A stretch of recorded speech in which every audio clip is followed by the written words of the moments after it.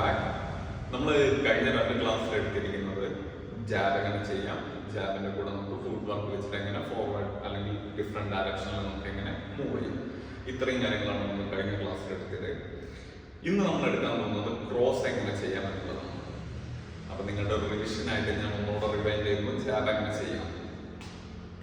നമ്മൾ പൊസിഷനിൽ നിൽക്കുന്നു, ഗാർഡ് അപ്പ് ചെയ്യുന്നു, ബ്രീത്ത് ഔട്ട് ചെയ്ത് മനസ്സിൽ കൗണ്ട് ചെയ്തിട്ട് തന്നെ നമ്മൾ പഞ്ച് ചെയ്യുന്നു. 1 1 1 1. This is the jab. ഇനി എങ്ങനെ ക്രോസ് ചെയ്യാം? ക്രോസ് എന്ന് പറയുന്നത് നമ്മുടെ റൈറ്റ് ഹാൻഡ് പഞ്ചാണ് ക്രോസ്. ഞാൻ ലെഫ്റ്റ് ഫുട്ടാണ് ഫോർവേഡ് ചെയ്തിരിക്കുന്നത്, അതുകൊണ്ട് എന്റെ റൈറ്റ് ഹാൻഡ് പഞ്ചായിരിക്കും എന്റെ ക്രോസ് ആയിട്ട് വരുന്നത്. സോ 2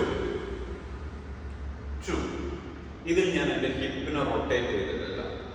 ഞാൻ എന്ത് ചെയ്യുന്നു? എന്റെ ഹിപ്പിനെ റൊട്ടേറ്റ് ചെയ്യുന്നു. 2 2 2 2. അതിലെനിക്ക് ഒന്നുകൂടെ റേഞ്ച് തോന്നും. ആൻഡ് ഒരു കാര്യം കൂടി ഞാൻ എന്തായിരുന്നു, ഞാൻ എന്റെ ടോയിനും കൂടെ ലൈറ്റ് ആയിട്ട് റൊട്ടേറ്റ് ചെയ്യുന്നു. 2 2 2. അത് ഒന്നും കൂടെ റേഞ്ച് തോന്നും. ശ്രദ്ധിക്കാം, നോർമലായിട്ട് നിങ്ങൾ എല്ലാവരും 2 ചെയ്യുന്ന സമയത്ത് എന്താണ് 2 2 ഈ സ്റ്റൈലായിരിക്കും ചെയ്യാം. ഇങ്ങനെയല്ല ചെയ്യുന്നത്. First step 2 2 2. Second step 2 2 2. Third step 2 2 2 2 2. Difference എന്താണെന്ന് നോക്കുക. ലാസ്റ്റ് സ്റ്റെപ്പിൽ ഞാൻ എൻ്റെ ഹീലിനെയും ഞാൻ ഹീലിനെ റൊട്ടേറ്റ് ചെയ്തു, ഹിപ്പിനെ റൊട്ടേറ്റ് ചെയ്തു, എൻ്റെ അപ്പർ ബോഡി ഞാൻ ഫുൾ ഓപ്പൺ ചെയ്തു, എന്നിട്ടാണ് ഞാൻ ത്രോ ചെയ്തത്.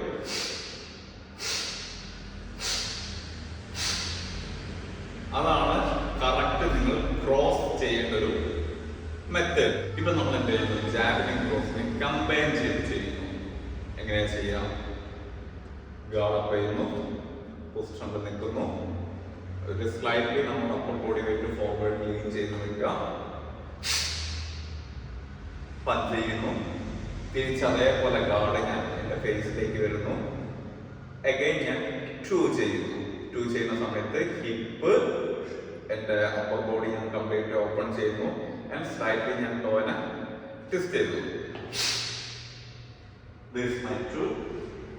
അഗൈൻ ഞാൻ തിരിച്ച് ഗാർഡിലേക്ക് വരുന്നു. നമ്മളൊന്ന് ഫാസ്റ്റ് ആയിട്ട് പ്രാക്ടീസ് ചെയ്ത് എങ്ങനെ നിങ്ങൾ ചെയ്യുന്ന സമയത്ത് നല്ല 1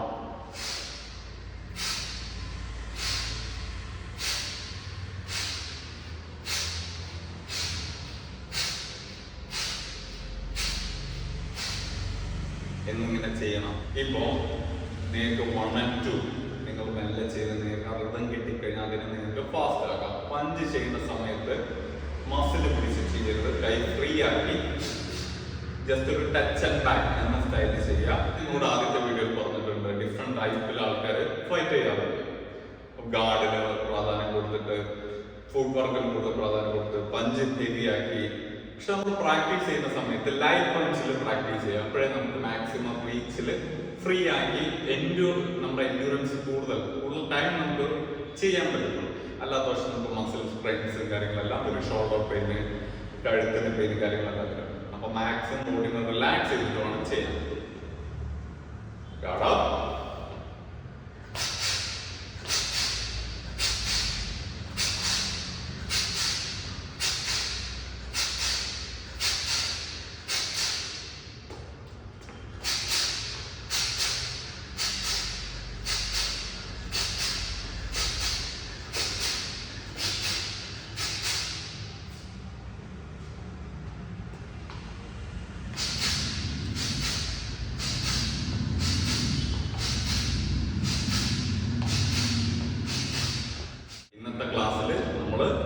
എങ്ങനെ ചെയ്യാന്ന് പറഞ്ഞു.